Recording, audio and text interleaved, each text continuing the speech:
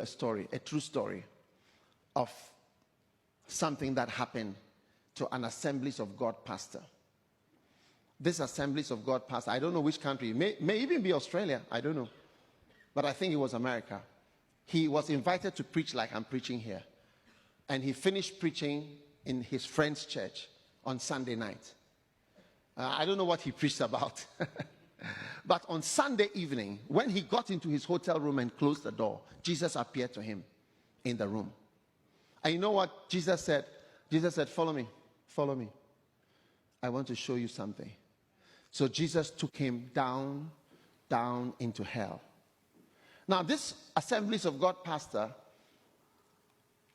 was amazed when he saw hell. People wailing, screaming, shouting, dying, crying, weeping. Help me. People suffering. I hear there's a special place for those who don't believe in God and for those who don't believe in the devil. The devil says he likes to have them, those who didn't believe that he's real. Now, as they were going, suddenly they came across a young man, a man. You know who this man was?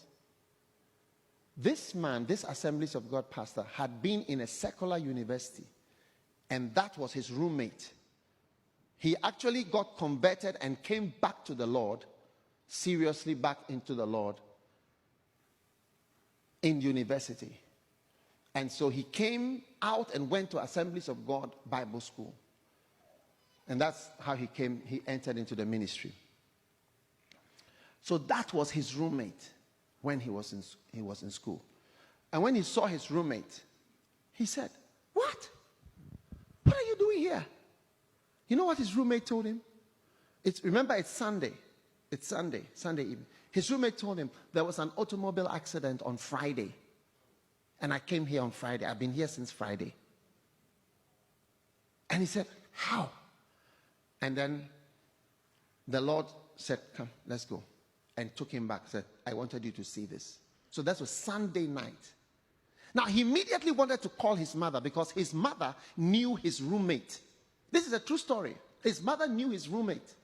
And his mother knew his roommate because she used to visit the two of them in school. You know how your mother can visit you and your roommate is there. So it's like your mother gets to know the other people. So it was so late on Sunday night that he couldn't call his mother. So he decided to call his mom on Monday. So Monday he called his mom. "Mommy, how are you?" "All right, fine." He was just talking. Then suddenly she said, "Have you heard?" "No, heard what?" "You know, your roommate, there was a terrible car crash on Friday." He started to shake.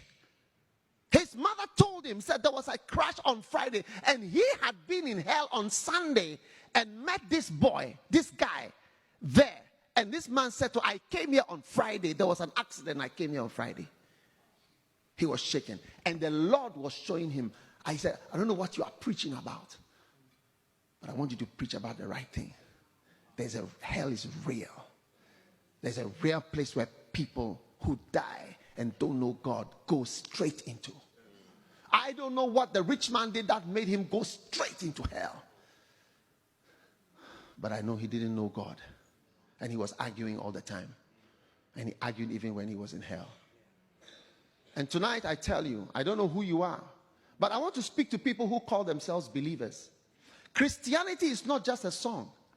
It's not just about singing nice songs about how God has loved us. If you knew the cure to cancer and you kept it to yourself, we would only call you a wicked person. If you didn't do all that you could to share with other people how they can be healed and how they could be cured, we would only call you an evil and a wicked person. And when the church of God has this great salvation and we keep it to ourselves and we don't tell the world, we don't sacrifice to warn people, we don't pray for them because they are bound by the god of this world,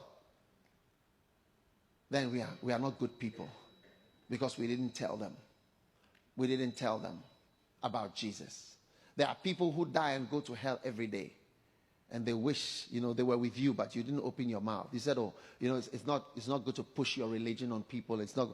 It's not good to interrupt when people are, it's not good to speak. It's not good to, force. It's not. When the world is forcing on us every evil, every unbelievable evil, they are plastering it on to us in the world. It's time for us to rise up.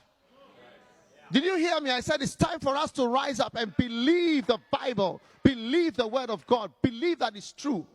Yes, because we are men of faith. You know what Paul said? Paul said when he was about to die, he said, I've kept the faith. What he meant was that I never stopped believing. I kept on believing. I kept believing the things I believed in. I kept the faith. I ran my race. And it's time for us to keep the faith and rise up and do something. You can't say you believe when you do nothing. You can't say you believe when you... Show me your faith by your actions. Show me that you really believe in heaven and hell. You really believe in Jesus. By winning not only Rockhampton, but the whole of Australia for Jesus. A fire can come from just this church